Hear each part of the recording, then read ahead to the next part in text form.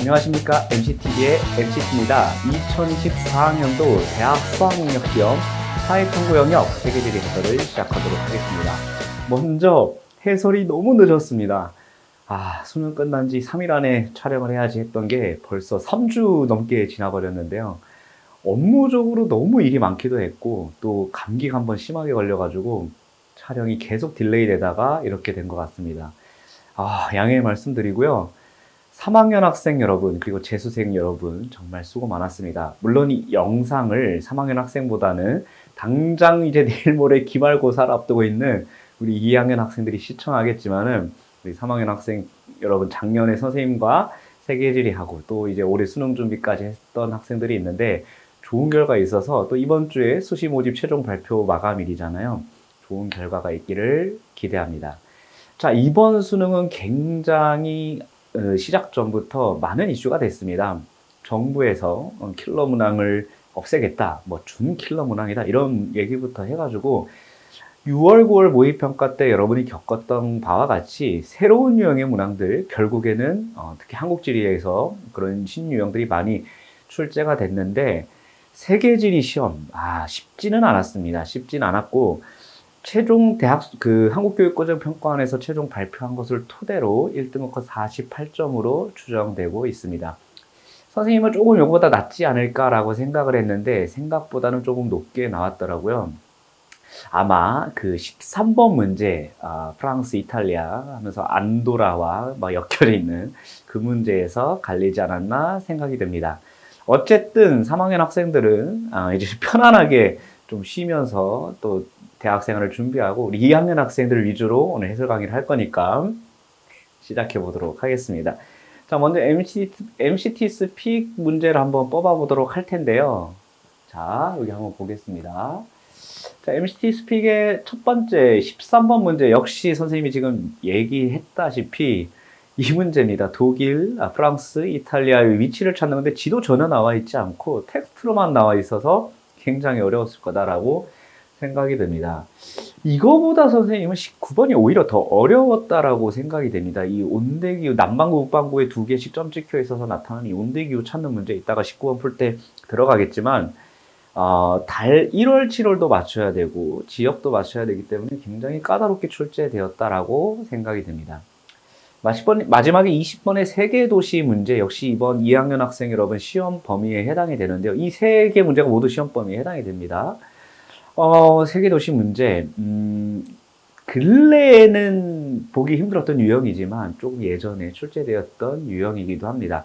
자, 요 세 문제를 MCT 스픽으로 두고 첫 번째 1번 문제부터 시작해 보도록 하겠습니다. 1번 문제입니다. 1번 문제는 전혀 어려운 문제가 아니었습니다. 지역화 전략의 사례를 바탕으로 해서 찾아내는 건데요. 자, 기억부터 한번 가보도록 하겠습니다. 기억, 전자지도라고 되어 있는데 여러분 이거 다 읽진 않을 거잖아요. 그죠?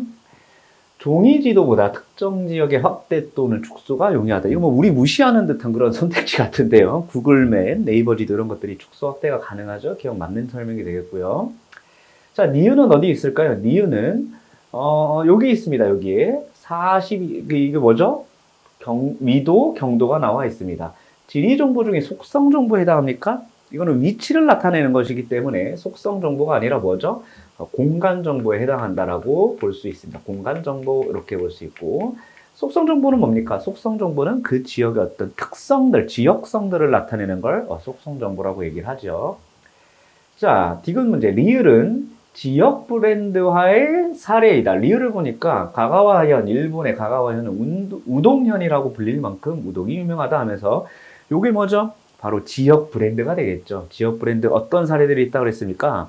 I love 뉴욕, 암스테르담, I am스테르담 이렇게 또 우리 생거진천 이런 것들이 있다고 그랬죠. 자, 리을 보겠습니다. 적도와의 최단 거리는 니은이 디귿보다 짧다라고 되어 있는데 짧다. 자, 니은은 북이 42도고 디귿은 34도입니다. 니은이 더 멀겠죠. 더 북쪽에 있다라고 볼 수 있겠죠. 그래서 틀린 설명이 되겠습니다. 1번 문제 푸는 데는 그렇게 어렵진 않았고요. 기억 디귿입니다. 2번 문제로 넘어가 보도록 하겠습니다. 자, 2번 문제. 이 지역은 이번 수능 시험에서 특히나 이제 강조됐던 거는 뭐냐면 그러니까 지역 지리 문제들이 많이 출제되어 있다. 특히 지도를 알아야만, 위치를 알아야만 풀 수 있는 문제들이 많이 출제되었기 때문에 더욱이 위치 학습이 중요해졌다. 선생님은 이게 바람직하다고 보거든요. 사실 지리가 공간과 위치를 핵심으로 다루는 학문이다 보니까 이런 게 많이 출제되는 게 통계 자료 출제되는 것보다는 훨씬 더 유의미하다라고 생각이 됩니다. 그래서 우리 2학년 학생들도 지도 보는 거 정말 어려워했잖아요. 근데 뭐라고 그랬습니까, 선생님이? 지도 보는 거 익숙해져야 된다. 내가 처음에 그러니까 계속 자주 봐야 익숙해지듯이 텍스트로 외우는 그런 과목이 아니다 보니까 자주자주 접하는 게 중요하겠습니다. 이 지역을 찾아야 되겠네요. 이 지역은 소련이 붕괴되면서 다양한 민족과 언어 집단에 따라 여러 국가로 독립되었다. 아, 그럼 이 언저리에 나타나겠구나. 벌써 이제 중학교 때 배웠던 세계사의 지식을 가지고 좀 건드릴 수 있을 것 같아요. 특히 유럽 문화, 건조 문화, 동양 문화가 접하는 문화적 점이지대, 이런 점이지대라는 용어도 중요하죠. 그렇죠? 두 가지의 속성이 동시에 나타나는 지역들을 점이지대라고 얘기를 하는데요. 이곳이 지금은 다양한 세력이 영향을 공존하고 있다. 그리고 사막과 스텝 넓다나다. 텐산산맥 중국의 서부 지역에 위치하고 있죠. 그렇죠? 이쪽 지역에 위치하고 있는데 이 문제도 어려운 문제는 아닙니다. 뭐 C 금방 3번으로 찾을 수 있는 문제가 되고요. 자, 다음 문제로 넘어가 보도록 하겠습니다.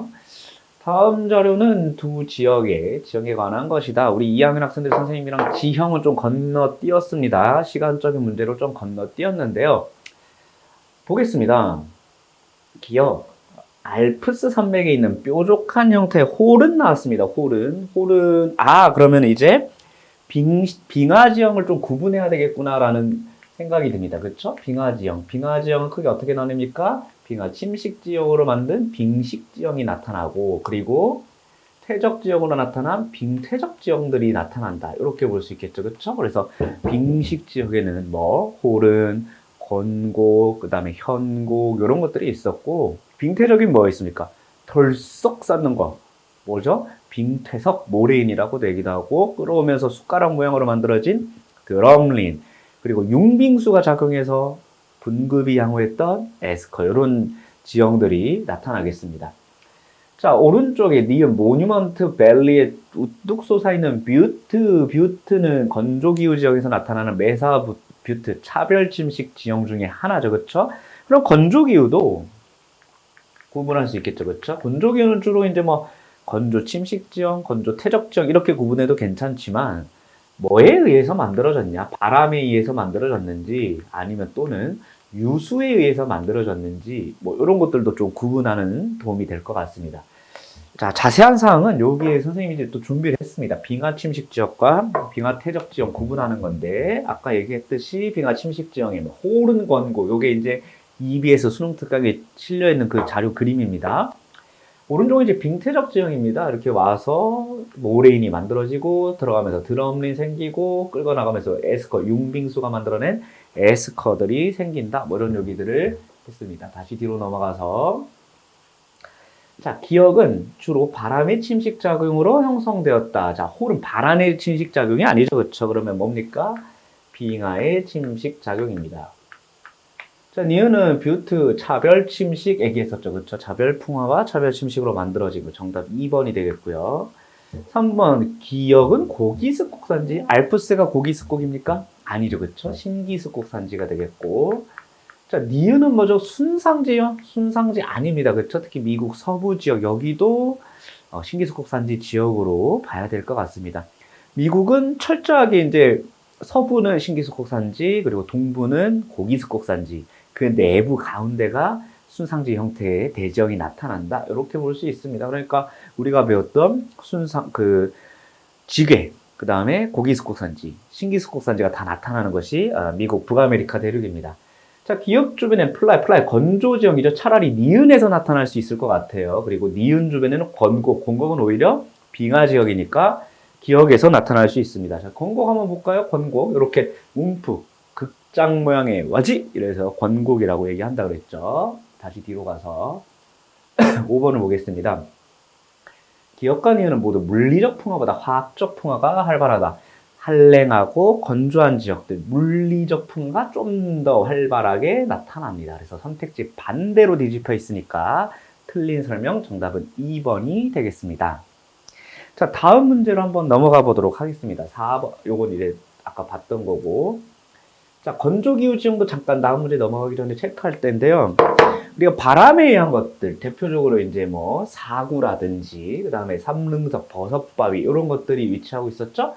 그다음에 이제 물에 의한 거, 유수에 의한 거, 와디, 일시적으로 만들어지는 하천 중에 하나였습니다. 이런 건조기후지형도 좀 체크하고 넘어가면 좋을 것 같아요. 자, 다음 4번 문제로 가보도록 하겠습니다. 4번 문제, 다음 자료에 유럽의 클러스터 얘기가 나옵니다. 아, 우리 또 클러스터 중요하게 얘기했던 개념 중에 하나인데요. 클러스터 뭐였죠?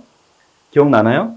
대학이라든지 기업, 그리고 정부, 연구소 이런 여러 요소들이 모여서 시너지 효과를 내는 지역을 그렇죠, 클러스터라고 얘기를 한다고 했는데요.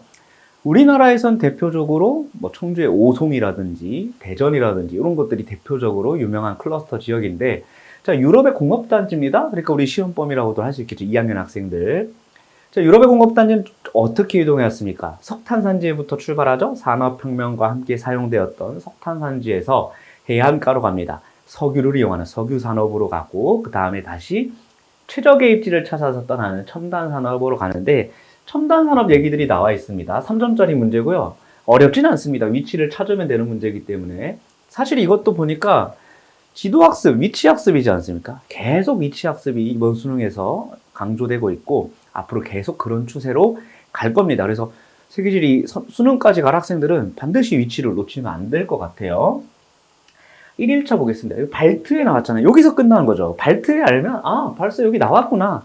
여기서 끝이 나는 겁니다. 그래서 위치학습도 강조하지만 중요한 거예요. 그래서 아, 가는 A구나라는 걸 벌써 알 수가 있습니다. 사실 뭐 뒤에 걸 읽어봐서 찾는 것보다 이 발트에서 끝날 것 같아요. 두 번째 볼게요. 라인강 또 나오잖아요. 라인강. 아, 그럼 라인강 위치 아는 학생들은 금방 알게 되게 될 수밖에 없고요.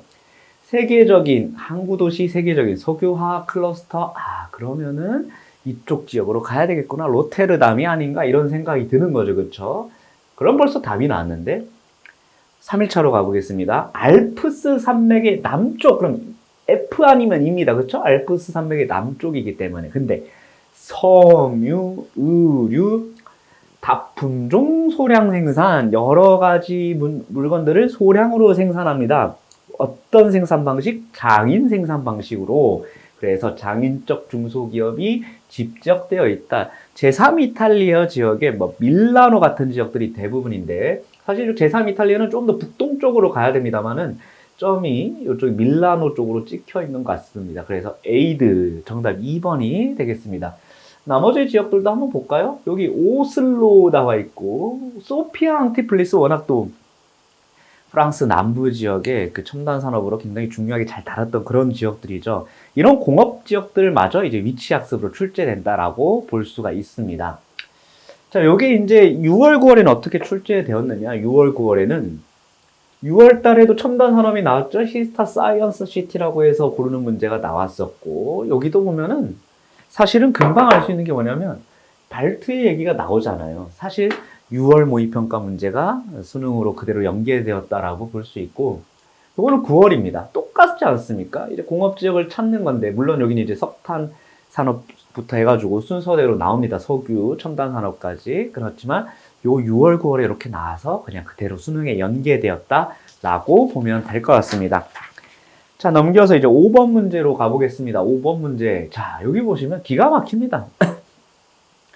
경의도를 보고 파악을 해야 되는데, 자, 이렇게 되면은 이제 멘붕이 옵니다. 경의도? 지도가 머릿속에 있어야 된다는 얘기인데, 충분히 알 수 있습니다. 그리고 이런 경의도 문제가 나왔을 때는 이 수능 시험지 중에 보면은 세계 지도가 실려 있는 문항들이 있어요. 바로 다음 문제에 보면, 이렇게 세계 지도가 실려 있잖아요. 6번 문제. 요런 지도들을 이용을 하는 겁니다. 이용을 해서 충분히 해결을 할 수가 있겠죠. 그렇죠? 자, 다시 앞으로 가겠습니다.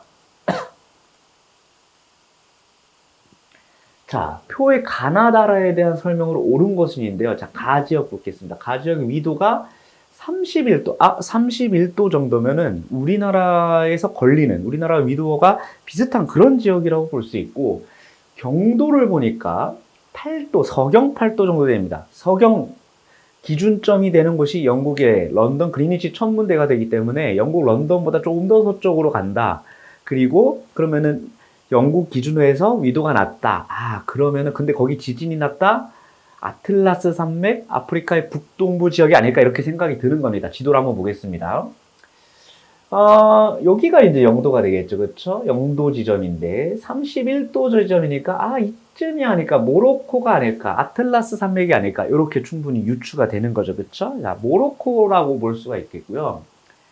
가는 동아프리카 지구대가 형성되는 지역이다. 모로코라는 확신이 없어도 대강 이쯤이겠구나. 대강 이쯤이겠구나라는 걸 파악을 하게 되면 여기가 동아프리카 지구대인지 뭐 아틀라스 산맥 인근인지 정도는 알 수가 있는 겁니다. 정확하게 이 지역이 무슨 도시냐 이걸 묻는 게 아니잖아요. 그렇기 때문에 선택지를 충분히 가려낼 수가 있습니다. 아닙니다. 일단 나를 보겠습니다. 나는 역시 위도상으로 봤을 때 우리나라 38선이 있잖아요. 그 언저리 위도라고 볼 수 있고 동경 37도 선이다. 그럼 동경 37도 선이면은 이거 환태 37도 선이기 때문에 우리가 124도에서 132도 동경을 갖고 있지 않습니까? 그럼 어느 쪽으로 갈 확률이 높나요? 상대적으로 우리보다는 서쪽으로 갈 확률이 높습니다. 유럽의 그 영국 기준에서는 동쪽으로 갈 확률이 높고 위도는 비슷한데 그러면 환태평양 조사대는 적어도 아니잖아요. 왜냐면은 우리나라 기준으로 했을 때 서쪽으로 가기 때문에 훨씬 서쪽으로 들어가지 않습니까? 환태평양 조사대는 아닙니다. 지도를 한번 보겠습니다. 자, 이 지역이 37도 정도 된다고 했습니다. 우리나라가 여기 있으니까 이렇게 걸리는 지역이다라고 볼 수 있고 아까 경도가 몇 도라 그랬냐면 역시 경도 동경도 37도 정도 된다고 그랬습니다. 그러면 여기가 30도 선이니까 이쯤이 되겠죠. 그러면은 튀르키예가 되는 겁니다. 튀르키예인 게 몰라도 여기가 환태평양 조산대는 아닙니까? 이 언저리가. 그러니까 2번 선지도 걸을 수 있는 겁니다. 이렇게 접근을 해야 되는 거예요. 우리가 경이도까지 알 수는 없잖아요. 정확하게. 한번 보겠습니다. 다는 저 하나 내려가네요.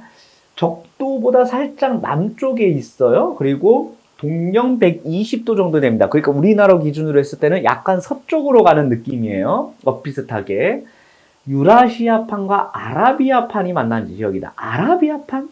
남반구인데요. 아라비아판? 그럴 리가 없겠죠. 그렇죠? 다시 이제 지도를 한번 보면 자, 남방 적도보다 살짝 내려가 있다고 그랬고 경도는 아까 얼마였죠?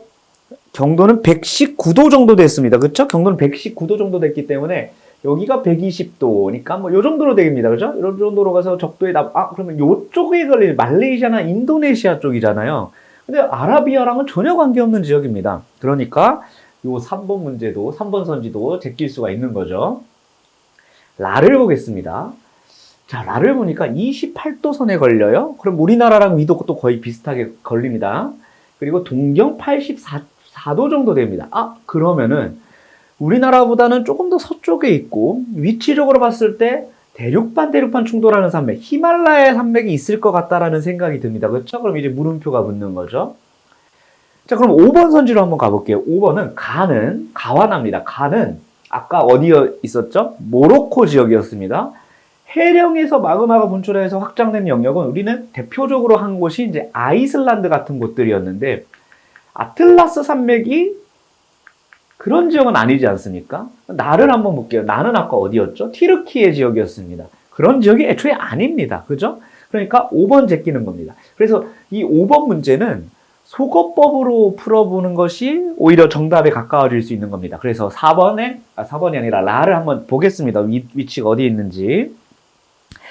28도, 북이 28도고 동경으로는 84도 정도 됩니다. 자, 28도 정도이기 때문에 우리나라가 이쪽에 있잖아요. 그러면 우리나라보다 조금 이쪽으로 이렇게 가지 않을까 생각이 들고 그리고 동경이 84도 정도 되니까 그러면 이쪽에 걸리네. 그러니까 히말라야 조산대에 걸리는구나 라고 파악을 할 수가 있는 겁니다. 이렇게 봐서 푸는 문제입니다. 이게 지금 빔 프로젝트 상으로 아마 화면이 제대로 안 보일 것 같다는, 카메라에는 제대로 안 찍힐 것 같다라는 좀 생각이 들기는 하는데 어쨌든 요번 문제의 핵심은 뭐다?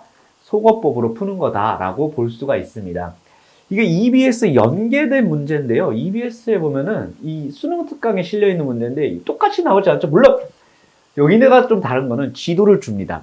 지도를 주기 때문에 좀 더 접근하기가 쉬운데 이번 문제에서는 지도를 안 줬잖아요. 안 줬지만 터무니없는 선지들을 배치해놨기 때문에 충분히 정답이 아닌 것들을 제껴나가면서 풀 수 있는 그런 문제가 되겠습니다. 자, 그럼 다음 문제로 넘어가 보도록 하겠습니다. 자, 다음 문제는 6번 문제인데요. 식량자원 나왔습니다. 우리 식량자원 하면은 또 시험범이고 노래도 생각나지 않습니까? 근데 지도가 나왔는데 수출국을 나타낸 것이래요. 금방 찾습니다. 자, 일단 보겠습니다.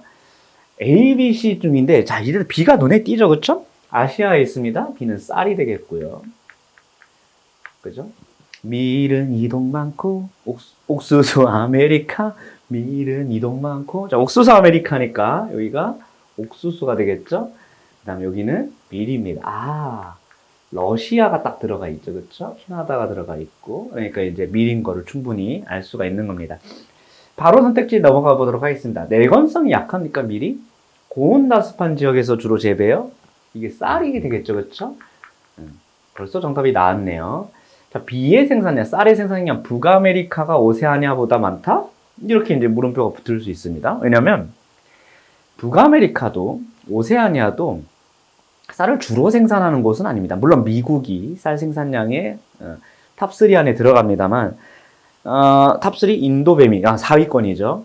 4위 안에 들어갑니다만 헷갈릴 수 있겠죠, 그렇죠? 근데 이제 미국 같은 북아메리카 같은 경우에 상업적으로 쌀을 생산하는 경우들도 있고 특히 미서부 지역에 아시아인들이 좀 살기 때문에 쌀 생산이 좀 됩니다. 하지만 이걸로 우리가 뭐 명확하게 몰라도 답이 일단 1번으로 나오죠. 옥수수의 아메리카, 옥수수는 기원지도 아메리카가 됩니다. A와 B는 A와 B의 최대 생산국은 동일하다. 일단 밀과 쌀은 아시아 지역이잖아요. 밀은 러시아, 유럽 이런 지역이죠. 그쵸? 밀은 러시아였습니다. A, B, C 중 국제 이동량이 가장 적다. B가 가장 적다. 그죠? 밀은 이동 많고 옥수수 상대적으로 적고 쌀은 주로 자급적 생산했기 때문에 자, 이 문제도 보면은 수능 완성에 실려 있는 문제인데 거의 뭐 똑같이 출제되었다라고 볼 수 있겠죠. 그렇죠? 수능 연계된 EBS에 연계된 문제라고 볼 수가 있겠습니다. 넘어가겠습니다.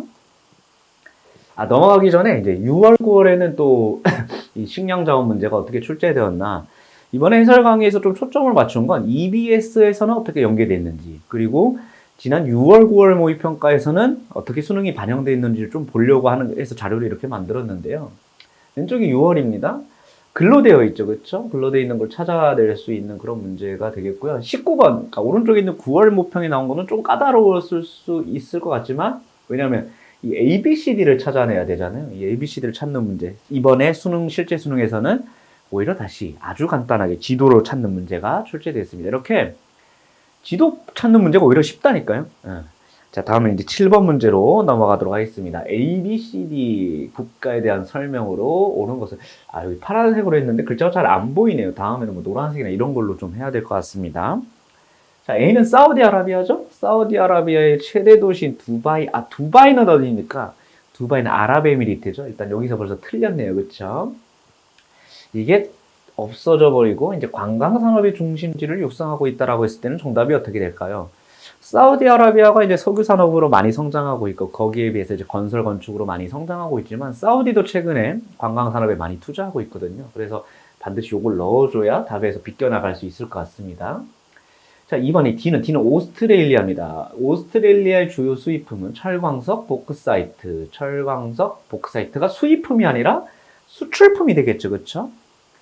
자, 3번에 B는 B는 카타르고요. A는 사우디아라비아입니다. 천연가스 수출량이 많다. 우리 그 노래할 때도 있잖아요. 그죠? 카타르 LNG.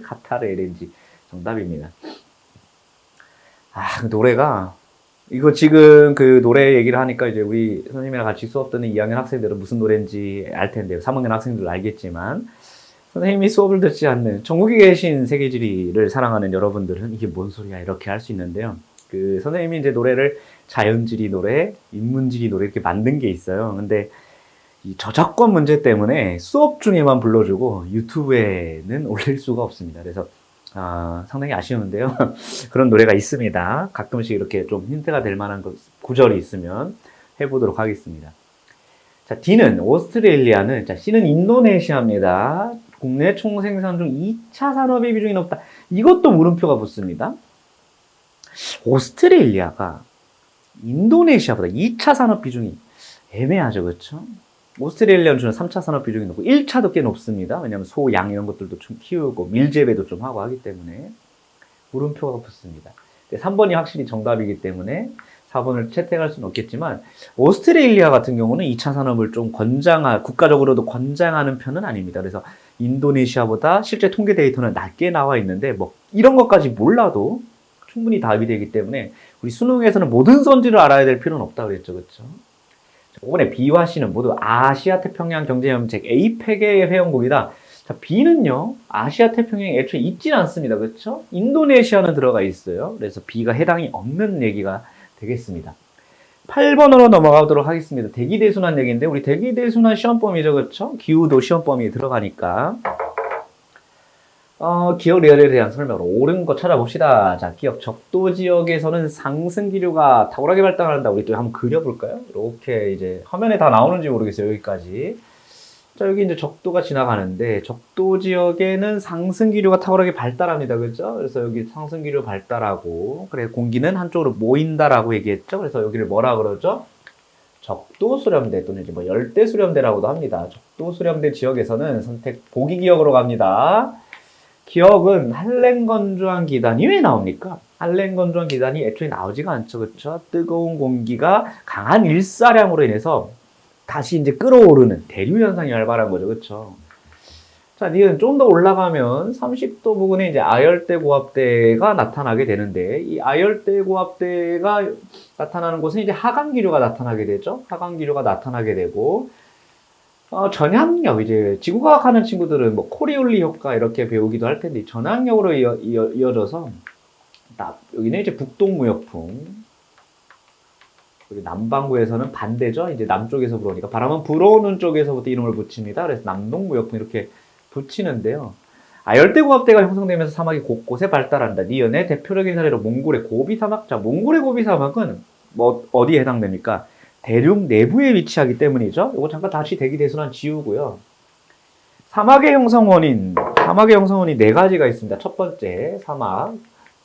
지금 얘기했듯이 대륙 내부에 위치한 사막들. 그죠?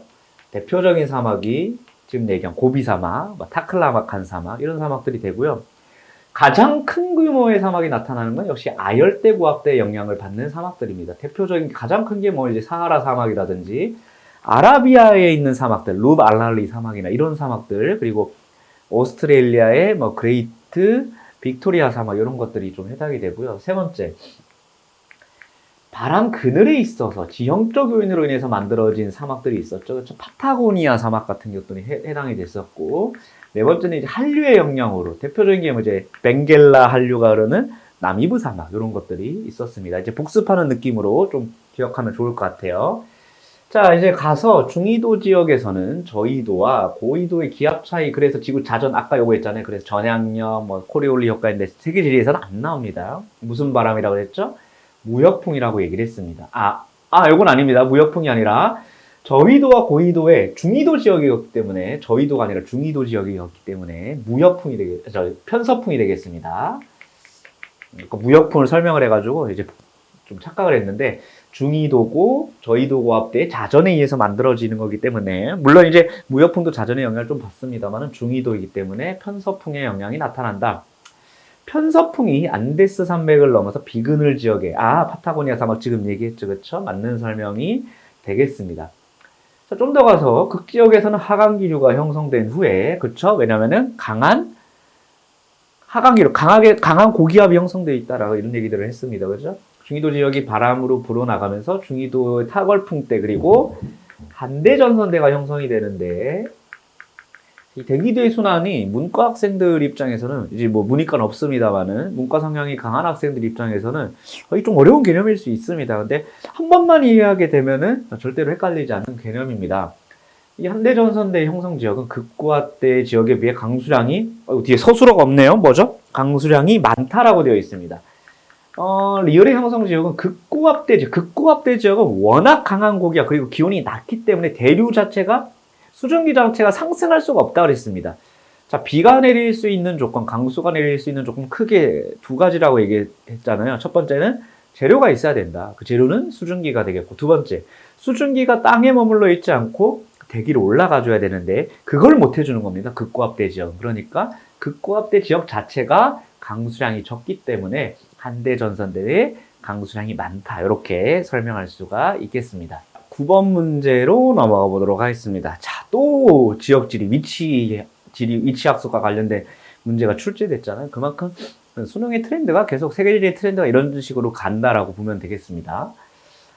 일단 겐지스 강하류, 일단 답이 끝난 것 같습니다. 그죠? 인더스강, 겐지스강, 인도의 왼쪽 머리 인더스강, 오른쪽 머리 겐지스강. 그래서 인더는 겐지난다 이런 얘기들을 했었는데요.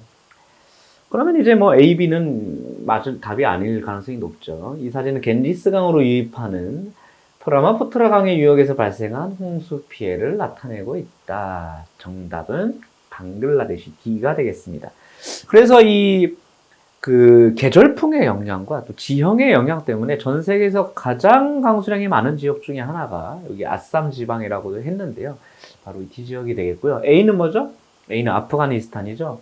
B는 뭡니까? 인도와 또 문화적 갈등 겪고 있는 파키스탄 지역이고요. C는 히말라야 산맥이 분포하고 있는, 그렇죠, 네팔이고, E는 미얀마입니다. 불교 국가이고 로힝야족 얘기들이 나오는 그런 지역입니다. 간단하게 넘어가겠습니다. 10번.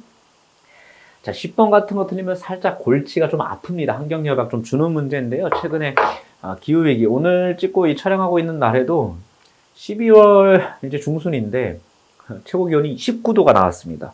미쳤죠, 그쵸? 이제 환경 문제가 심각해지다 보니까 2022 개정 교육 과정에서 우리 지리과에서 기후변화와 지속 가능한 세계라는 정말 시대적 트렌드에 맞는 그런 과목들도 선보이고 있는데, 환경 문제 한번 보도록 하겠습니다. 국제사회는 폐기물, 기타 물질, 해양오염 방지하기 위한 거네요. 해양오염 방지하기 위한 건 런던 협약이죠. 자, 습지보호는 람사르입니다. 그렇죠? 이미 끝났습니다. 자, 다른 협약들 한번 볼까요? 파리협정 뭐죠? 파리협정 2020년에 탄소 배출권 줄여서 지구온난화를 좀 막아보자라고 했던 것이 파리협정이고요. 그 다음에 바젤 협약은 뭡니까? 바젤 협약은 유해 폐기물 좀 줄여보자, 이런 얘기들인데 10번 문제가 어렵지 않았기 때문에 그대로 빨리 넘어가 보도록 하겠습니다. 11번 문제 한번 보도록 하겠습니다. 자, 11번 문제는 뭐죠? 이것도 역시 사실은 위치학습과 관련된 문제다라고 볼 수가 있겠는데요. 멕시코, 볼리비아, 파란색이 굉장히 안 보이는 것 같아요. 멕시코, 볼리비아, 브라질, 아르헨티나 중 하나다. 전부 다 라틴 아메리카, 중남부 아메리카에 있는 나라입니다. 자, 첫 번째 알고리즘으로 가보겠습니다. 중남부 아메리카에서 국토 면적이 넓은 상위 3개국에 해당됩니까? 그러니까 머릿속에 나라가 있어야 된다는 얘기죠. 가장 작은 나라가 가로 가야 될 것 같은데, 정확한 면적은 모르지만 우리가 지도에만 봐도 이 나라가 제일 작지 않습니까? 여기가 볼리비아가 되겠죠. 자, 갑니다. 수도가 내륙에 위치하는 국가입니까? 그럼 아니요라고 되는 국가가 이제 나로 가는데, 해양에 있는 국가. 자, 멕시코의 멕시코시티 내륙에 위치하고 있습니다. 그죠? 볼리비아는 아니고요. 브라질은 브라질리아로 가고 있죠. 그렇죠? 아르헨티나 같은 경우에 부에노스아이레스, 대표적인 이제 그 해양 위치한 도시라고 볼 수 있습니다. 식민지 국가들의 도시 내부 구조에서도 살펴봤었는데요. 자, 갑니다. 중남부 아메리카에서 인구 가장 많은 국가입니까? 예, 브라질이죠. 그렇죠? 그럼 하나 남는 게 멕시코가 일로 오게 되겠습니다. 가해 수도는 북반구에 위치한다. 북반구, 볼리비아 자체가 남반구에 위치하고 있습니다. 자, 나에서 가장 많이 사용하는 언어는 에스파뇰이다. 맞죠? 그렇죠? 라틴 아메리카 대부분 국가들이 에스파뇰을 쓰고 있고, 브라질 정도만 포르투갈어를 쓰고 있습니다. 다음에는 마킬라도라 선생님이 수업할 때 한번 언급을 하고 갔어요. 마킬라도라, 멕시코와 미국 사이에 공업지대가 마킬라도라라고 얘기를 했어요. 니은 디귿이 정답이 되겠고요. 리을도 한번 보겠습니다. 자, 나는 라보다 아르헨티나는 브라질보다 자국 내 총인구에서 백인이 차지하는 비율이 높다? 백인, 아르헨티나, 메시 생각하면 된다 그랬죠. 아르헨티나 백인 차지하는 비율이 높았습니다. 그래서 우리 세계지리 교과서에서 언어 분포, 인종 분포 지도를 한번 봤잖아요. 그래서 멕시코 중심으로 이제 혼혈 인구가 많이 나타났었고, 중남부 아메리카 중에서도 북동부 지역에는 흑인 인구 비중이 높았고, 이 아르헨티나 지역에 백인 인구 비중이 높았다. 이런 지도들을 본 적이 있습니다. 그래서 위치를 좀 한번 체크를 해볼게요. 계속해서 위치 학습이 나오고 있으니까 볼 때마다 이제 위치를 좀 체크하는 게 중요합니다. 멕시코, 브라질, 그 다음에 볼리비아, 아르헨티나 이렇게 순서대로 나와 있습니다. 넘어가겠습니다. 그러면 이제 지금까지 이번 9월 대수능 모의평가에서 위치학습 이런 식으로 출제가 됐어요. 자, 왼쪽에 둘 다 9월 모의평가인데요. 8번 문제 같은 경우에도 그냥 가나다로 주고 가나다라의 어떤 나라고 어떤 특성을 갖고 있나 속성 정보를 묻는 문제가 출제가 됐었고, 15번도 속성 정보를 줍니다. 속성 정보를 줘서 가는 어디에 해당되고 나는 어디에 해당되고 이런 문제들이 9월에도 출제가 됐습니다. 그러면 현재 2학년 학생들, 2025학년도 대학 수학능력 시험을 치를 현재 2학년 학생들도 이 위치학습 무시할 수가 없다. 그래서 우리 8월 달에 하긴 했잖아. 그죠? 8월 달에 하긴 했는데 내년에 다시 방과학교에서 다시 한번 할 테니까 세계지리가 제일 양이 부담이 적고 또 한지 같이 하는 애들 엄청 많잖아요. 이번에 한지 대박이 났잖아요. 그래서 같이 하는 친구들 세지랑 묶어서 수능을 세지 한지로 한번 최저를 맞춰보자니까. 넘어가겠습니다. 3점짜리 문제인데요. 역시 위치학습입니다. 그죠? 근데 이제 기후와 관련된 거예요. 선택지를 좀 보니까. A는 뭡니까? A는 DF 지역인 것 같아요. 그죠? DF 지역. 근데 카사바얌은 주로 어디 나타납니까? A 기후 지역에서 나타나죠? 이러면 좀 헷갈릴 것 같아요. 지도의 기후 A랑 헷갈릴 것 같으니까 그냥 쓰겠습니다. 열대기후 지역에서 주로 나타나는 그런 거죠. 자, B로 갑니다. B는 주로 툰드라 지역이죠. 그렇죠? 툰드라 지역에서는 요즘에 툰드라 기후 지역에서 자라고 있는 술록들의 또 계절 아닙니까? 루돌프 술록의 계절인데요. 소화양의 기업적 방목이 이루어지는 것들은 어디입니까? 스텝 기후 지역이나 이런 것들이 되겠죠. 그렇죠? C는 어디죠? 자, C는 어디 있죠? C가 어디? C는 여기 있네. 여기는 거의 뭐 사람이 살 수 없는 빙설 기후 지역이잖아요. 타이가는 뭐죠?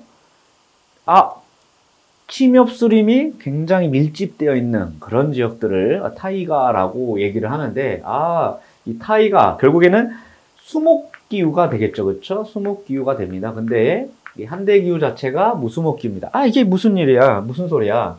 자, 케페는 식물학자라고 얘기를 했습니다. 그래서 수목기후, 무수목기후부터 먼저 나눴었어요. 나무가 자랄 수 있는 수목기후 대표적으로 열대기후, 그리고 온대기후, 냉대기후 이런 게 있었고, 나무가 자랄 수 없는 무수목기후에 건조기후, 영강수 500mm 미만 또는 증발량이 강수량보다 많은 지역을 건조기후라고 했고, 한대기후 지역들, 최나널 평균 기온이 10도가 안 되는 지역들, 이런 지역들을 무수목기후라고 봤습니다. 근데 여기 무수목인데 타이가라는 침엽수림이 나타날 이유조차 없겠죠. 자, D의 전통과학은, 자, 보겠습니다. D는 열대 우림기후 지역입니다. 열대 우림기후 지역에는 고산가옥 같은 것들이 나타날 텐데, 이동식 천막, 유르트, 이런 것들은 스텝기후 지역에서 주로 나타납니다. 키르기스탄에서 주로 유르트라고 부르죠. 우리가 제일 많이 잘 알고 있는 이름은 몽골 지역에서 부르는 게르, 이렇게 얘기하고, 또 중국의 북부 지방에서는 파오, 이렇게도 얘기를 합니다. 자, 이 기후 지역은 어디 있나요? 이는 이쪽으로 갑니다. 남반구 사바나 지역입니다. 남반구 사바나 지역에서는 사자, 얼룩말, 동물의 왕국이라고 그랬죠. 그래서 케냐, 탄자니아, 딱 경계 지역에 있는 세렝게티 국립공원이 대표적으로 사파리 관광을 하고 그런 지역이라고 볼 수가 있겠습니다. 자, 13번 문제를 가겠습니다. 자, 이게 이번 2024 수능 세계지리에서 논란까지는 아닙니다만, 이렇게까지 해야 돼? 라고 했던 13번 문제인데요. 카메라 잠깐 끊고 들어갈게요. 배터리 문제 때문에 카메라를 좀 끊고 들어갔습니다. 자, 내륙국은 영토가 바다와 접하지 않는 국가이다. 유럽에서 대표적인 내륙국들은 스위스라든지 체코라든지 이런 국가들을 우리가 좀 배웠었는데요. 유럽에는 면적이 좁은 내륙국이 많다. 대표적인 국가는 바티칸과 산마리노를 들 수 있다. 산마리노?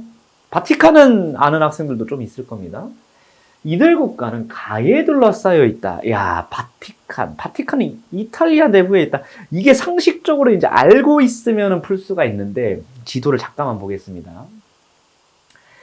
이탈리아 내부에 바티칸과 산마리노가 위치를 하고 있어요. 그죠? 위치를 하고 있는데 이게 또 알아내는 게 쉽지가 않습니다. 다시 문제로 가서. 심지어 가나다는 뭐 어느 나라 중에 하나이다 이런 것도 제시를 안 해줬어요. 자, 문제가 되는 또 놀지 말이 많아서 산지에 위치한 안도라? 자, 안도라는 선생님도 들어는 봤던 나라인데 정확하게 어디에 있지 몰랐습니다. 왜냐하면 안도라가 사실 지리 전공할 때도 뭐 이렇게 자주 나오는 국가가 아니거든요. 그 안도라는 나를 포함한 두 국가 국경을 접하고 있는 내륙국인데 룩셈부르크는 벨기에, 나다에 둘러싼 국가이다. 자, 그러면 다시 지도를 보겠습니다. 안도라가 여기 있거든요. 안도라. 그럼 안도라가 여기 있다. 그러면은 안도라는 나를 포함하고 있다. 뭐 이런 얘기인데 근데 다시 뒤로 문제로 가서 그러면 이제 가는 나왔습니다. 아까 바티칸 시국 얘기해서 이탈리아라는 건 나왔어요. 이거 찾는 것도 좀 쉽지가 않았을 것 같은데 쉽지가 않아도 괜찮습니다. 선택지에서도 좀 찾을 수 있기 때문에 한번 보겠습니다. 안도라는 나를 포함하고 있는 국가 그리고 룩셈부르크는 벨기에 룩셈부르크는 위치 알 겁니다. 왜냐면 1인당 GDP도 높고 하기 때문에 벨기에 그다음에 또 옆에 뭐 있죠? 독일, 프랑스 그리고 안쪽에 그 밑에 벨기에 그쪽에 룩셈부르크가 위치하고 있는데 근데 이 다국가는 룩셈부르크를 포함한 4개의 내륙국에 포함하고 있다. 그럼 나다는 결국 뭐냐면은 프랑스 아니면은 독일이라는 소리입니다. 그렇죠? 프랑스 아니면 독일이다. 근데 프랑스와 독일 중에 룩셈부르크를 포함한 4개의 대륙 및 그 외의 국가들과 국경을 접하고 있다. 그러면은 룩셈부르크는 프랑스와 그 독일 모두 포함이 되고 있는데 나머지 4개의 내륙국이 다 같이 가야 됩니다. 근데 프랑스의 위치는 상대적으로 독일보다 이제 서쪽에 위치하고 있고 독일이 동쪽에 위치하고 있으면서 내륙국이랑 스위스라든지 체코라든지 이런 나라들이랑 많이 접하고 있잖아요. 다시 지도를 한번 볼게요. 독일입니다. 독일. 여기가 독일이에요. 독일이 이제 내륙국, 스위스라든지 체코, 이제 뭐 오스트리아도 포함됩니다만은 이런 내륙국들이랑 좀 접하고 있다. 이런 얘기들을 하고 있는 겁니다. 근데 프랑스 같은 경우에는 4개의 내륙국이 아닙니다. 스위스랑 안도라만 위치하고 있는 거예요. 그렇기 때문에 자, 가는 이탈리아라는 게 나왔고 나다 둘 중에 프랑스 아니면은 독일이다라는 게 나왔는데 4개의 대륙국과 접하고 있는 나라는 프랑스는 아니다. 그러니까 독일이다. 이런 식으로 해서 이제 나다를 맞췄어야 되는데 쉽지는 않은 문제였습니다. 그래서 지금 등급컷이 공식적으로 48점으로 추정되고 있는데 이게 지금 3점짜리가 아니라 2점짜리란 말이죠.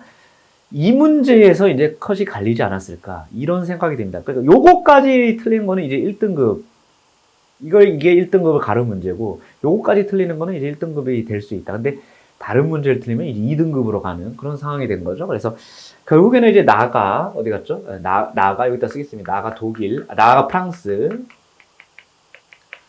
나가 독일 이렇게 되는 겁니다. 굉장히 까다로운 그런 문제였습니다. 자, 근데 13번 문제인데요. 벨기에의 왈로니아 지역에서는 벨기에는 플랑드르 지역, 북부 지방의 플랑드르 지역과 남부 지역의 왈롱 지방이 있죠, 그렇죠? 이것도 이제 시험범입니다. 플랑드르, 언어적 문제가 좀 있는 그런 지역인데 사실 뭐 언어적 문제 크지 않고 경제적 문제가 좀 더 크다고 생각이 됩니다만. 플랑드르는 네덜란드어를 쓰죠. 그렇죠? 네덜란드랑 가깝기 때문에 왈롱은 프랑스어를 씁니다. 나가 프랑스니까 정답이 되는 겁니다. 자, 니은을 보겠습니다. 나는 이건 워낙 공업지역 할 때 많이 했던 것입니다. 프랑스의 로렌, 독일의 루르자르 이런 지역들을 많이 했었잖아요. 그래서 맞는 얘기가 되겠고 잠깐만 뒤로 넘어가서 이 지도를 한번 보겠습니다. 여기 이제 유럽의 대표적인 공업 지역들이었죠. 그렇죠? 그래서 처음에 석탄 공업 중심지였던 요크셔, 랭크셔 내부 지역들, 프랑스의 로렌, 독일의 루르자르 이런 지역들이 대표적인 공업 지역으로 소개가 됐던 그런 지역들인데 그게 이제 선택지로 나왔던 겁니다. 그러다가 석탄 중심에서 석유 중심으로 공업이 바뀌어 가면서 해안 지역으로 빠지게 된다고 했습니다. 그래서 네덜란드의 로테르담이나 덴기르트나 이런 지역들이 주로 이제 석유화 공업단지로 나타나게 됐었고, 그리고 난 이후에 최근에는 첨단 공업단지 많이 발달했다 그랬죠. 앞에서도 문제가 나왔다시피 영국의 남부 지역의 케임브리지 사이언스 파크나 프랑스 남부 지역의 소피아 앙티플리스 그리고 아까 뭐 밀라노 근처에 있는 제3이탈리아 지역 이런 지역들이 대표적인 이제 첨단 산업 단지인데요. 자, 다시 이제 선택지로 넘어가겠습니다. 가와 다는 국경을 접하고 있다. 가는 아까 이탈리아였고 다는 독일입니다. 가와 다는 국경을 접하고 있지 않습니다. 그 사이에 스위스라든지 체코라든지 이런 나라들이 있기 때문에 가와 다는 접하고 있지가 않습니다. 스위스와 체코가 아니라 스위스와 오스트리아가 중간에 이제 막고 있죠. 그래서 이 13번 문제가 참 위치학습 문제죠, 그렇죠? 위치학습 문제인데 결국에는 안도라, 그 다음에 뭐 산마리노 이런 나라들을 몰라도 충분히 룩셈부르크라든지 이런 나라도 좀 유치해서 풀 수 있는 문제인데 쉽지 않았다는 건 분명한 사실입니다. 그 다음에 이제 14번으로 넘어갑니다. 14번도 선생님은 좀 쉽지 않았다라고 생각이 있는데 어쨌든 시험 범위에 해당하는 거니까 좀 한번 보겠습니다. 금방 찾을 수 있어요, 근데. 라틴 아메리카, 아시아, 아프리카, 유럽 중에 하나인데요. 잘 봅시다. 한번 봅시다. 자, 왼쪽의 그래프는 지역별 합계 출산율의 변화입니다. 합계 출산율, 가임 여성기에 낳을 수 있는 출산율을 가지고 얘기를 하는 거고요.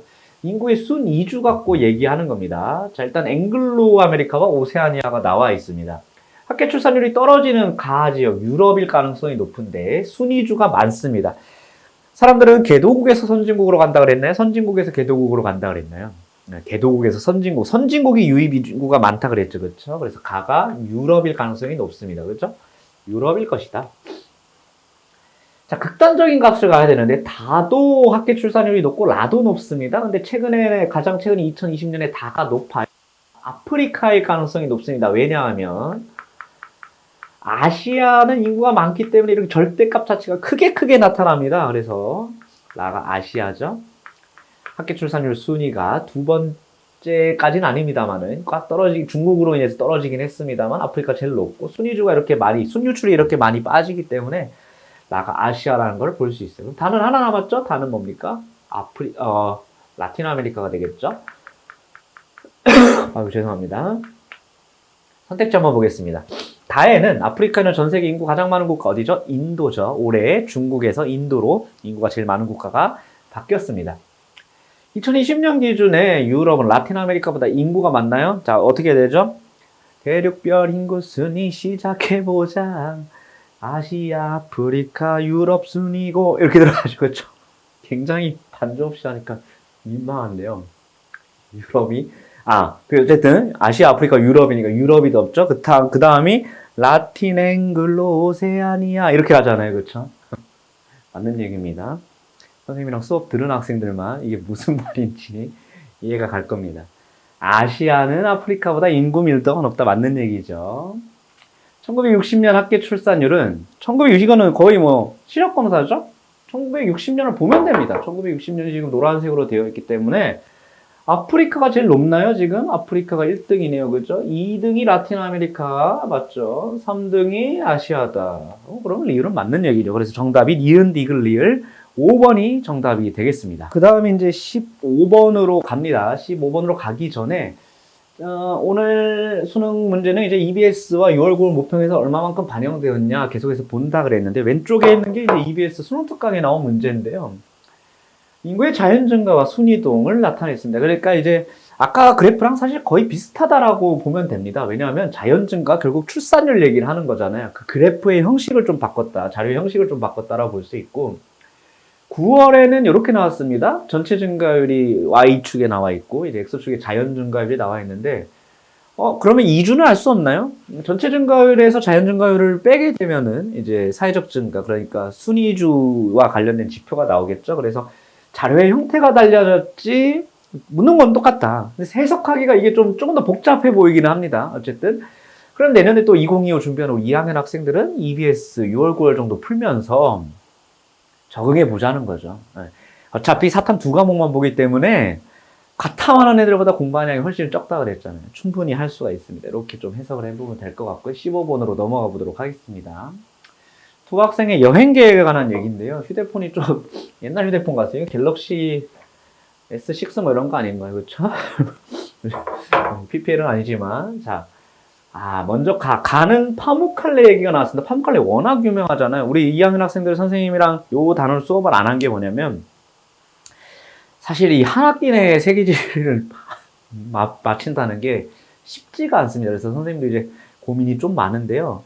우리 또 여행지리 선택자 수가 너무 많았기 때문에 여행지리의 이 파묵칼레 얘기들을 좀 많이 다룰 거거든요. 그래서 이제 넘어간 측면이 있습니다만, 워낙 유명한 지형이니까 가는 티르키예입니다. 티르키예의 이 파묵칼레라고 워낙 유명한 이 석회암 카르스트 지형이 있고요. 나의 수도인 테헤란은 이란의 수도죠. 이란. 그 다음에 다의 수도는 바그다드라고 되어 있습니다. 다의 수도는 이라크가 되겠습니다. 그렇죠? 그래서 티르키예, 이란, 이라크입니다. 시아파보다 수니파의 신자가, 나는 수니파보다 시아파의 신자가 많다. 대부분의 이슬람 국가에서 수니파가 다수파입니다. 근데 이란과 같은 나라에서 소수파인 시아파가 숫자가 많기 때문에 그런 갈등들이 발생한다라고 얘기를 했었죠. 그렇죠? 그래서 정답이 되겠고요. 니은은 나는 나보다 국토 면적이 좁다. 나는 이란이 훨씬 큽니다. 그렇죠? 틀렸고. 가와 다는 모두 지중해 연안에 위치한다. 티르키에는 서쪽에 지중해가 위치하고 있습니다만 이라크는 지중해가 없습니다. 그러니까 이것만 봐도 지도가 머릿속에 들어있느냐 이런 거를 묻는 거예요. 그래서 위치학습이 그만큼 중요하다라고 볼 수가 있습니다. 16번으로 넘어가겠습니다. 이제 마지막 장이네요. 또 위치학습이에요. 또 위치학습. 끝없습니다. 바람직한 상황으로 이 세계지리 문제가 출제되고 있는 겁니다. 한국지리 해설도 마찬가지예요. 한국지리도 이제 여러분이 안 배웠지만은 한국지리도 위치학습이 정말 많이 나오거든요. 한국지리는 좀 낫지. 왜냐하면 뭐 스칸디나비아 반도, 그 다음에 뭐 지브롤터 해협, 발트해 이런 낯선 용어들이 있었지만 이제 한국지리 때는 태백산맥, 전주, 우리가 흔히 들어본 이런 지명들이니까 좀 더 쉽게 접근을 할 수가 있겠죠. 자, 오페크가 나왔습니다. 우리 선생님이랑 수업한 내용이죠. 그렇죠? 석유 수출국이고 오페크 해온 거 막 지도 보여주면서 야, 여기 어디야? 야, 여기 어디야? 이렇게 했었던데. 나이저강이 벌써 하니까 나이지리아겠구나. 금방 나옵니다. 그죠? 나이지리아 A가 되겠고요. 나는 콩고민주공화국과 국경을 접하고 있대요. 답이 끝났죠. 여기가 콩고민주공화국입니다. 잠비아라는 국가인데요. 아프리카의 구리 생산국 코퍼벨트를 형성하고 있는 곳이 바로 잠비아입니다. 그래서 A, C 이렇게 되겠습니다. 그래서 정답은 1번이고요. 넘어가겠습니다. 자, 이번에 종교 문제입니다. 17번 불교, 이슬람교, 크리스토교, 힌두교 세계 4대 종교가 다 나왔네요. 찾아봅시다. 금방 찾잖아요. 종교는. 몬순아시아 일부 지역에서는 다양한 종교로, 그래서 우리 4단원 몬순아시아와 아세아니아는 뭐예요? 오세아니아의 핵심 쟁점은 민족, 인종 또는 종교적 차이의 갈등이라고 얘기를 했는데요. 대표적인 사례로는 필리핀과 스리랑카를 할 수 있다. 특히 필리핀나라, 에스파네 국왕이었던 필리핀나라라는 뜻에서, 그래서 에스파네 그 종교가 뭡니까? 가톨릭이죠. 여기서 가톨릭이라는 안 했고 그냥 크리스트 이렇게 하면 될 것 같습니다. 민다니오 섬의 모로족은 대부분 나를 믿습니다. 필리핀의 대부분의 국가들은 크리스트교를 믿고, 그 다음에 모로족은 뭘 믿었나요? 이슬람교를 믿죠. 그렇죠? 그래서 이슬람교가 됩니다. 크리스트교와 이슬람교의 갈등인데요. 위치를 보면은 남부 지역에 이제 이슬람교를 믿는 국가들이 있기 때문에 이제 그 영향을 좀 받았다라고도 볼 수가 있겠습니다. 자, 스리랑카에서는 불교죠. 그렇죠? 그리고 타밀족은 힌두교입니다. 여럿이를 믿는 다신교다. 힌두교가 있었고요. 다의 대표적인 종교가 모스크. 다는 뭐죠? 다는 아까 불교였죠. 모스크는 이슬람교에 대한 얘기고요. 불교의 종교 공간은 뭐였습니까? 종탑, 절, 이런 게 되겠죠. 종탑이 아니라 그냥 탑, 그냥 탑, 그다음에 절, 불상 이런 게 되겠죠. 라의 기원지, 힌두교의 기원지는 서남아시아다. 힌두교는 남부아시아죠. 그렇죠? 인도, 네팔 그런 지역에서 기원을 했기 때문에 사하라 이남 아프리카에서는 크리스트교의 신자가 사하라 이남 아프리카는 크게 두 개, 북부 아프리카는 이슬람교, 사하라 이남 아프리카는 크리스트교. 그래서 크리스트교 신자가 많다라고 얘기를 했고요. 전 세계의 신자는 다는 아까 뭐였죠? 불교가 힌두교보다 많다. 아닙니다. 순서대로 갑니다. 크리스트교, 이슬람교, 힌두교, 불교. 글자 수 순서대로 간다 그랬죠? 그래서 크이 힘불 순서대로 가는 문제였습니다. 종교 문제 어렵지 않았고요. 6월, 9월에는 종교 어떻게 나왔냐? 굉장히 쉽게 나왔습니다. 6월, 9월에는 좀 더 쉽게 나왔다라고 볼 수가 있는데요. 보겠습니다. 가나다에서 뭐 예루살렘, 메카, 부다가야 뭐 금방 나오죠, 그렇죠? 크리스트교, 이슬람교, 불교 나오고 스리랑카, 뭐 불교, 파키스탄, 이슬람교, 포르투갈, 크리스트 이런 식으로 굉장히 간단하게 나왔는데 수능에서는 좀 더 텍스트 위주로 나왔던 것 같습니다. 18번 문제입니다. 다음 1차 에너지원 주요 생산국의 생산 비율 나타낸 것이다. 우리 유탄천 수신원 신재생이 원자력을 앞질렀다 이런 얘기들을 했는데요. 보겠습니다. 가의 최대 생산국, 가는 중국이네요. 중국은 석탄이 중국을 먹고 있다. 그렇죠? 수출도 많이 하고, 수입도 많이 하고, 생산도 많이 합니다. 자, 나를 보니까 미국, 러시아가 두 개 들어가 있고, 캐나다까지 들어가 있습니다. 미국, 러시아가 힌트가 안 될 것 같아요. 사우디가 들어와 있죠? 사우디가 들어와 있습니다. 석유구나. 그죠? 그리고, 어디서 뭡니까? 미국, 러시아가 부피가 석유보다 커졌어요? 그리고 이란이 들어가 있습니다. LNG네요. 그죠? 이렇게 들어갈 수 있습니다. 석탄, 석유, LNG입니다. 가는 최대 생산국과 최대 수출국이 동일하다. 맞는 얘기인가요? 가는 최대 생산국과 최대 수출국이 동일하다. 중국인데요. 중국 생산 많이 하지만 수출을 많이 하지 않습니다. 왜냐하면 자국에서 써야 되는 게 많기 때문에 생산을 저렇게 많이 함에도 불구하고 수입을 또 많이 하고 있습니다. 틀렸죠. 석유는 산업용보다 수송용으로 아버지 차에 어머니 차에 석유 넣는다 그랬습니다. 그렇죠? 수송용으로 많이 이용되고요. 비행기나 배에도 거의 대부분 석유를 쓰고 있잖아요. 산업용으로 쓴다는 건 뭐예요? 공장에다 쓰는 걸 얘기를 하죠. 석탄으로 많이 쓰입니다. 산업용은. 가는 나보다 세계 1차 에너지 소비량 순서 시작 유, 단, 천 이렇게 들어가죠. 그렇죠? 그러니까 서로 바뀌어야 되겠죠? 틀린 얘기입니다. 자, 나는 나보다 상용화는 뭐냐면요. 처음 사용된 시기가 아니라 보편적으로 상업적으로 사용하기 시작된 시기를 상용화라고 얘기를 합니다. 액화 기술이 필요했기 때문에 상용화된 시기가 늦다라고 얘기를 했습니다. 그래서 나다가 좀 반대가 돼야 될 것 같고요. 가나다 중에 다는 연소지 대기오염 물질 배출량이 가장 많다. 대기오염 물질 배출량이 가장 많은 건 석탄입니다. 석탄, 석유가 순서대로 많다라고 얘기를 했습니다. 자, 재밌는 게 하나 있는데요. 이 문제는 뭐냐면 여러분들이 2학년 학생들이 9월 달에 풀었던 문제인데 거의 자료가 똑같지 않습니까? 거의 자료가 똑같죠. 이번 수능에서는 나라가 출제됐고요.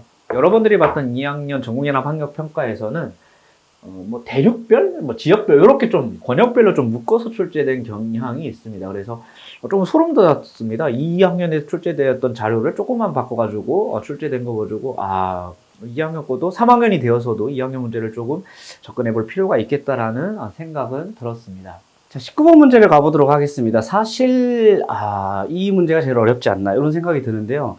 아까 13번에 나왔던 안도라, 산마리노 이런 문제보다 이게 더 어렵다고 생각이 됩니다. 세계지리에서 실제로 가장 어렵게 출제되는 문제들은 기후 문제가 가장 많고요. 이렇게 남반구, 북반구를 좀 지역으로 쪼개서 출제되는 경우들이 가장 어려운 문제 중에 하나입니다. 자, 한번 보겠습니다. 자료가 두 개가 나와 있습니다. 가시기의 평균기온, 나시기 강수량. 그러면은 가시기, 나시기까지 일단 주어지지가 않았어요. 보통 이렇게 되어 있는 경우에는 이 두 개가 이제 같은 방구일 가능성이 높고, 이 두 개가 좀 같은 방구일 겁니다. 근데 이게 남방구인지 북방구인지는 전혀 파악할 수가 없는 게 뭐냐면, BC는 같은 방구일 것인데, 강수량은 또 전혀 다릅니다. 그러니까 이제 고민이 빠지는 거죠. 자, 그래프와 지도가 같이 나오면 뭐부터 본다? 지도부터 보는 게 좋습니다. 눈에 띄게 보이는 지역이 하나 있죠. 워낙 자주 출제되는 오스트레일리아 퍼스 지역, 여기는 지중해성 기후 지역입니다. 그 다음에 샌프란시스코도 워낙 유명하죠. 북반구의 지중해성 기후 지역입니다. 뉴질랜드의 남섬입니다. 남섬, 지명을 하는 게 중요한 게 아니라 기후를 하는 게 중요하죠. 그렇죠? 서한해양성 기후 지역이고요. 문제가 되는 곳이 여기입니다. 이제 지명을 찾아보니까 쿤밍이라는 지역인데 좀 애매합니다. 근데 계절풍 지역인 거는 확신할 수 있죠, 그렇죠? 근데 온난 수변인지, 근데 겨울 계절풍인지, 열대 몬순인지 좀 헷갈리긴 합니다만 아무래도 CFA 가능성이 좀 높은데 그냥 이렇게 두고 풀어도 됩니다. 온대 계절풍 이렇게 몬순 지역으로 두고 풀어도 충분히 가능합니다. 그리고 이렇게 그 남반구 북반구 나올 때는 적도를 그려주는 게 좋다 그랬죠. 그래서 적도 표시가 되어 있으니까 이렇게 적도를 딱 그어주는 게 좀 삐뚤긴 합니다만 괜찮습니다. 자, 근데 지금 가시기와 나시기의 그 상황을 모르기 때문에 이럴 때는 어떻게 하냐면 시뮬레이션을 좀 해줘야 됩니다. 가가 1월일 것이야 또는 가가 7월일 것이야 이렇게 좀 시뮬레이션을 하는 게 좋은데요. 이렇게 시뮬레이션을 하려면 시간이 오래 걸립니다. 그래서 추천하는 건 뭐냐면 이게 19번 문제이긴 합니다만 뒤집어서 푸는 게 괜찮습니다. 그러니까 가장 마지막에 풀으라는 소리거든요. 그럼 이거를 마지막에 푸는 거 왜냐면 시간이 오래 걸리기 때문에 이것 때문에 20번을 못 풀면 안 되잖아요. 자, 그럼 우리는 가를 1월로 한번 더 봅시다. 시뮬레이션을 하는 거예요. 가가 1월입니다. 그러면 가가 1월이면 BC는 가가 1월일 때 북반구가 겨울이고 남반구가 여름입니다. 그리고 BC는 북반구일 가능성이 높고 AD는 남반구로 봐야 됩니다. 자, BC를 북반구라고 봤을 때 여기는 7월이 되겠죠. 북반구는 여름입니다. 여름 건조, 썸머드라인 여기가 B가 되겠습니다. 그러면 맞나요? 그럼 나머지 하나인 C가 이쪽이 되겠죠. 그렇죠? 여기까지는 맞아 떨어지는 것 같아요. 자, 남반구로 가보도록 하겠습니다. 남반구로 갔는데 AD가 나타나고 기온이 D가 좀 더 높습니다. 아, D가 높기 때문에 여름에 고온건조한 S로 가야 되지 않을까. 그래서 여기가 D로 이렇게 볼 수 있겠죠. 그렇죠? 여기가 좀 더 기온이 낮습니다. 그래서 우리는 A로 확신할 수 있는데 강수량으로 보기는 좀 어려울 수 있어요. A라고 볼 수 있습니다. 근데 강수량으로도 볼 수 있는 건 뭐냐면 여기 보시면 D가 22도를 넘어가고 있습니다. 22도를 넘어가고 있는데 B는 22도가 안 되잖아요. 체난월 기온이 22도가 안 되기 때문에 여기가 D고 여기가 A고 이렇게 볼 수 있습니다. 그래서 케페네 기후 구분에서 1차, 2차, 3차, 3차까지 알았을 때 이런 장점이 있는 겁니다. 이런 그래프를 해석할 때. 자, 이렇게 하면 좀 맞아떨어지는 느낌입니다. 선택지로 한번 가보겠습니다.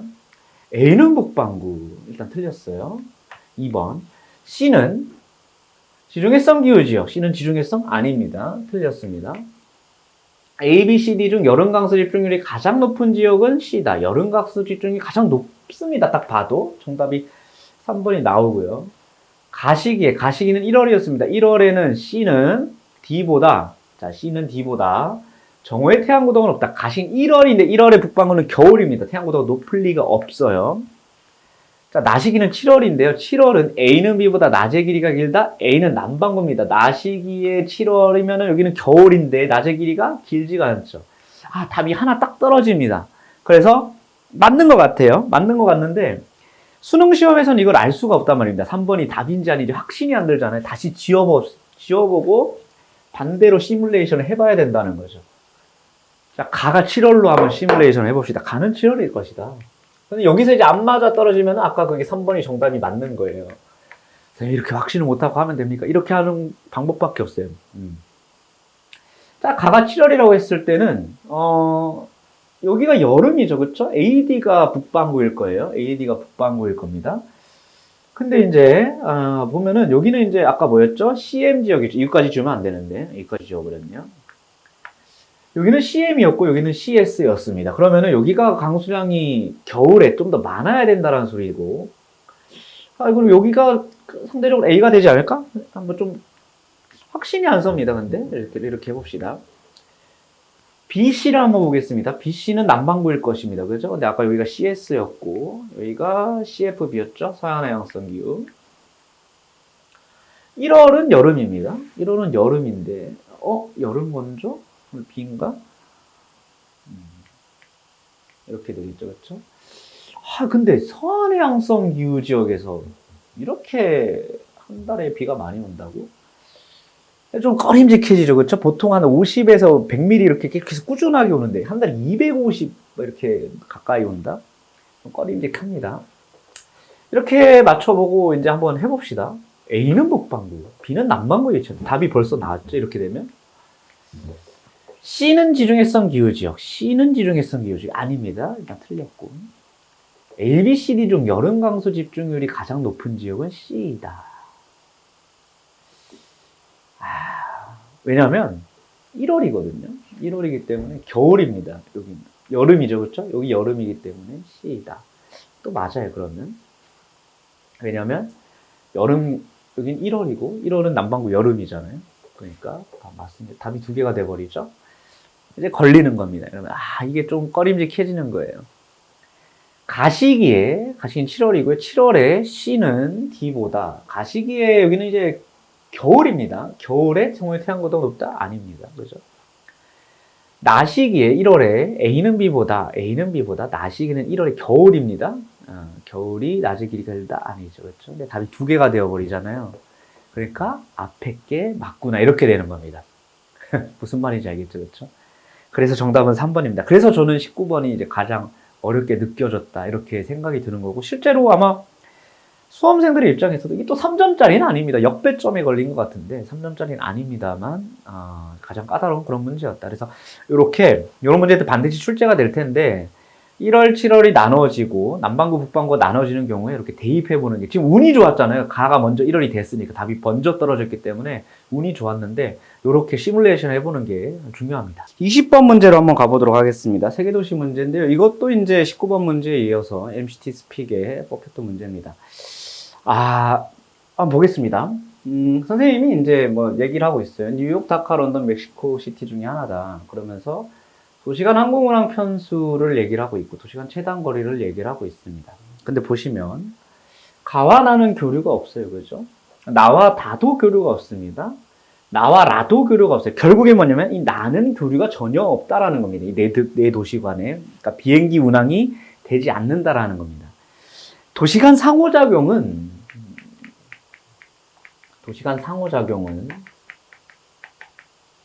인구 규모가 클수록 활발할까요? 적을수록 활발할까요? 아무래도 클수록 활발하겠죠. 그렇죠? 인구 규모가 클수록.